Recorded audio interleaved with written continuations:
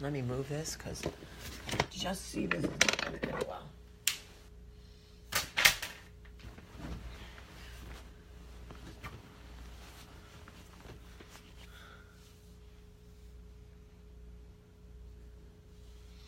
Good morning. Ugh.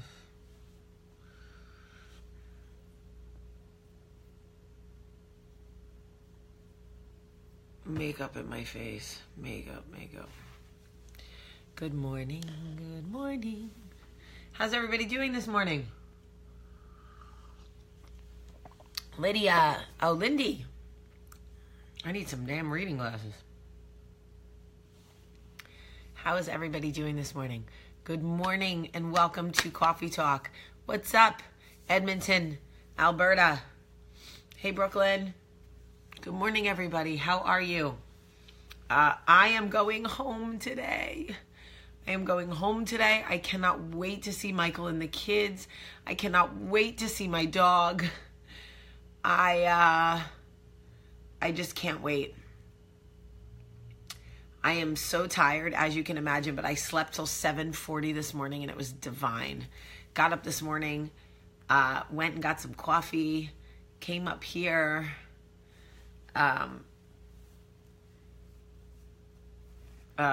Anyway, I know you guys saw we made the New York Times yesterday. You know what's so funny is that there is something called tracking on these movies where the studio can track how well or not well movies are doing. My fingers are so swollen from what I ate last night. Oh my gosh, that is terrible. Let me drink some water.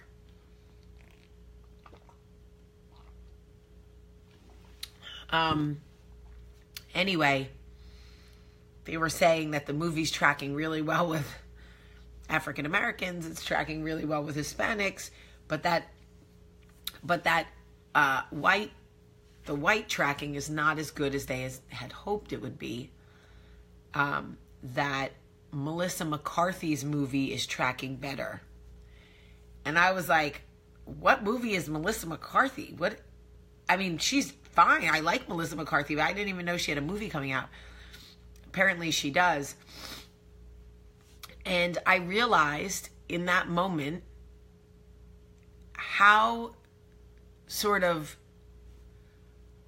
culturally segregated we really still are in so many ways. How movies with black leads track better with African Americans and movie with white leads track better with whites, even if the movies are not like... I watched the trailer for the Melissa McCarthy movie last night, and I guess I get it, you know, it's not my kind of movie, but I was really trying to understand, like, okay, Jamie, really, like, get into your, like, whitest place and, like, really try to, like, get this. And, like, I couldn't. I tried so hard. I was like, okay, it's just not for me. All right, that's what it is. Anyway, it's interesting to see what the tracking will do, but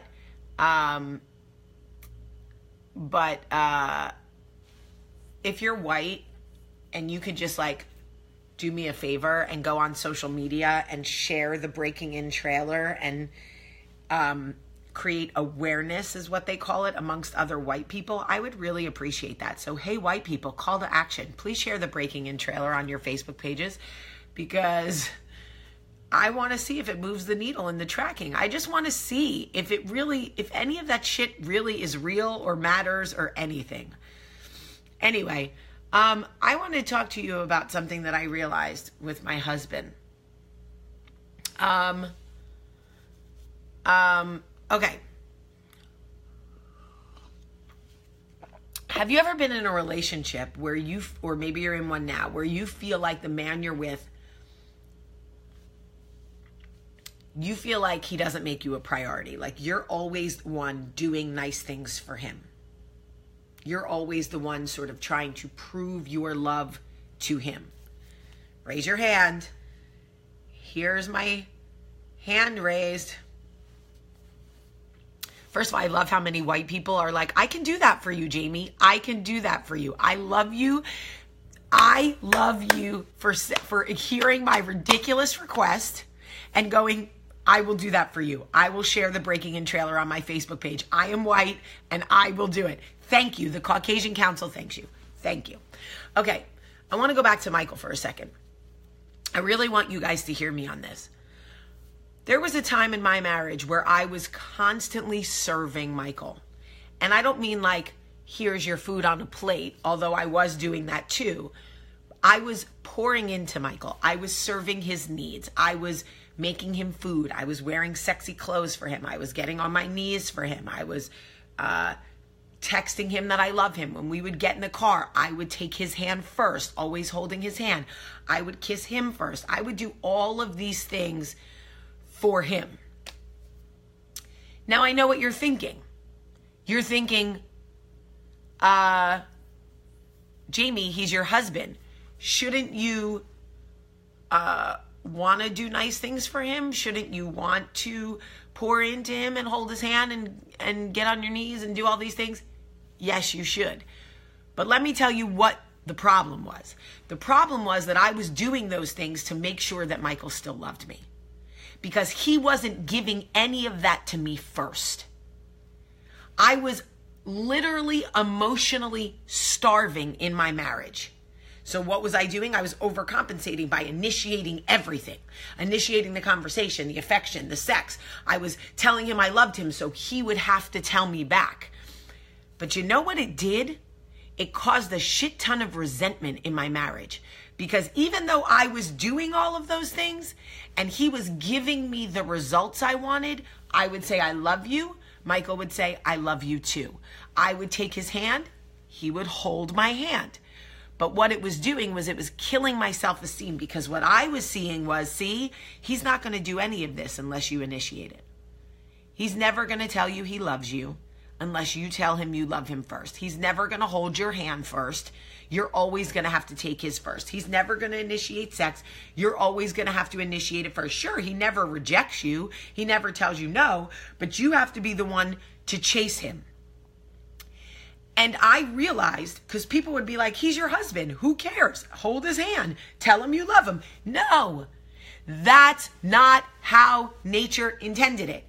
And I'm as bomb as I think I am, and as many fireworks goes off when I take my clothes off, and as many hip hop lyrics as I know, and as down and cool and woke and whatever I think I am, I'm not going to change nature. I'm not going to change centuries and fucking millennialese. I don't even know what the word is. Decades and centuries and the thing higher than centuries of nature. I'm not going to change that. Okay? So I'm in this marriage pouring into him, serving him, only to feel like he loves me, only then to feel resentful getting the results that I want, because I got to chase the fucking results. Y'all, it is exhausting, and it is so dangerous to your self-esteem. Okay? And I realized through Coffee Talk, if I'm being honest, through talking to you guys, that if I didn't change something, if I didn't figure out a way to let Michael lead this marriage, or at least find more balance, I was going to run myself into the ground. We were never going to make it. We were never going to make it, because I was so resentful, and I was doing gut checks all the time just to see if he really loved me. Then he would give me the result and I would doubt it because I had to chase it. I don't want to chase it. And the truth about men is they are hunters. They are chasers. They are hunters by nature. It doesn't matter if they're not aggressive, Michael's not aggressive. It doesn't matter, whatever. What it matters is that they feel like they are the hunter. And people would tell me this. And I would pull back from Michael and I wouldn't get the results that I wanted. And so then I would go right back to, telling him I loved him, starting the conversation, whatever. I want to tell you how I changed things. Instead of going into it trying to change Michael, because that, you cannot change a man unless he's in diapers. I am never going to change Michael. Only Michael can change Michael. I started to realize I needed to do the things I wanted to do that made me happy. For example, Michael likes to sit in the living room after the kids go to bed and watch golf or read the news and eat goldfish and drink scotch or, whatever, and just be quiet. I don't like to do that. That isn't what I like to do after the kids go to bed. I like to read scripts or watch mindless, whatever, or read a magazine or, I don't know, not that. But for years, I sat in the living room so I could be in the same space as him, pretending that I liked to watch golf while he ate goldfish and drank scotch, and I would try to initiate conversation, and he would not really want to talk because he was trying to wind down, and I would feel rejected. Then I would get my feelings hurt, and I would go into the bedroom, and blah, blah, blah. Y'all, finally, I was like, bitch, I'm about to do whatever the fuck this girl wants to do because this shit is old. And I'm tired of listening to you crunch your damn goldfish while you're watching boring ass golf and your breath smell like an old ass Freehold bar. Okay? And this is not fun for me, so I'm out. Deuces.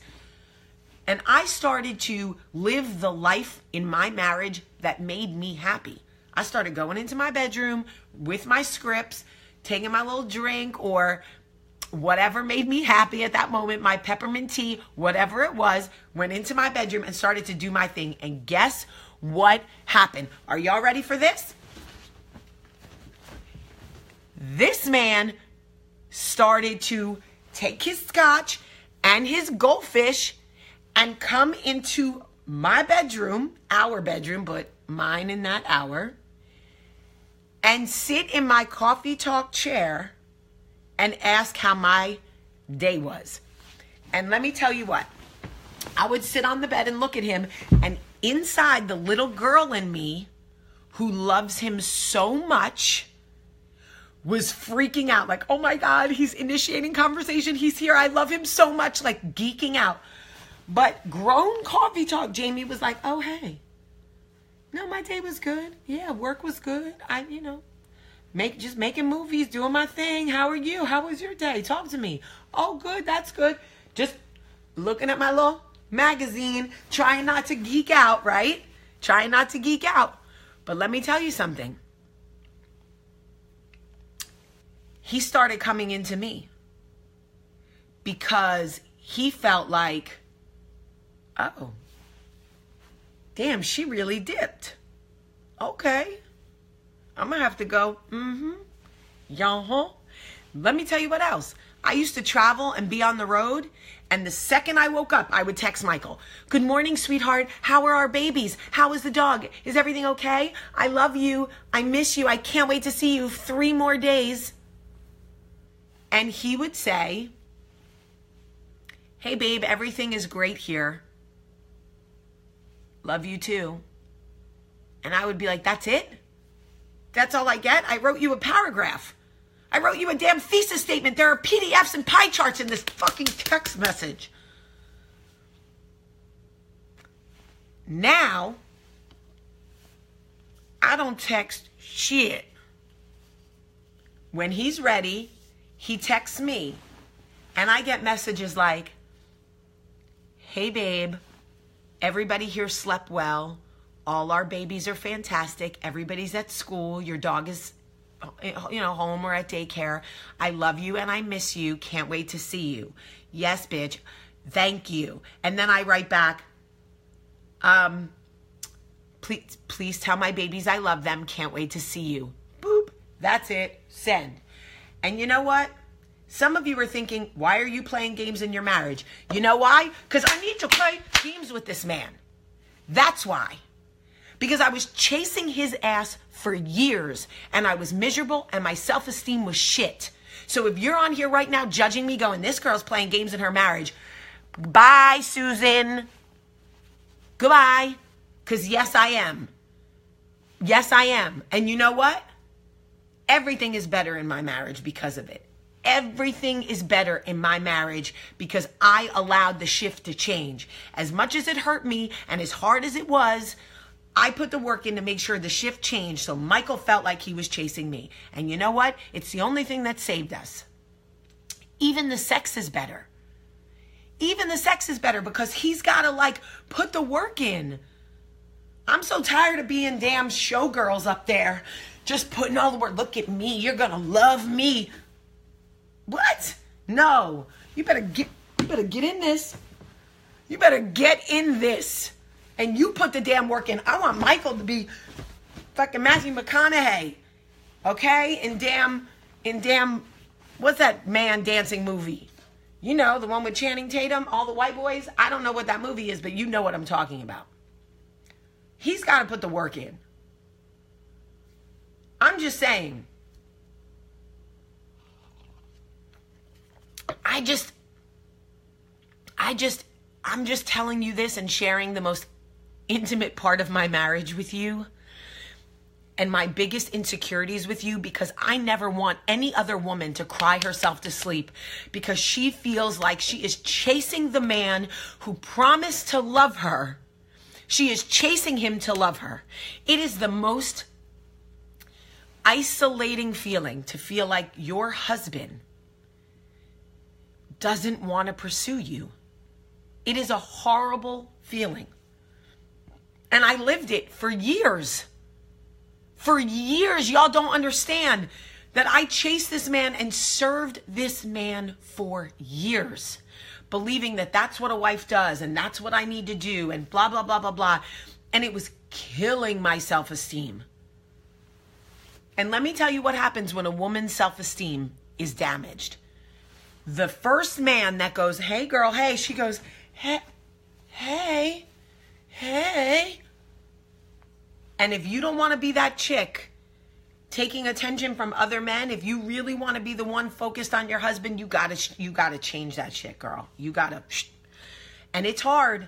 It's hard to undo habits. It's hard to undo habits because I had bad habits. You know, just sitting on him, waiting on him, just doing things I didn't like to do, like watching golf. No, bleh. I cannot.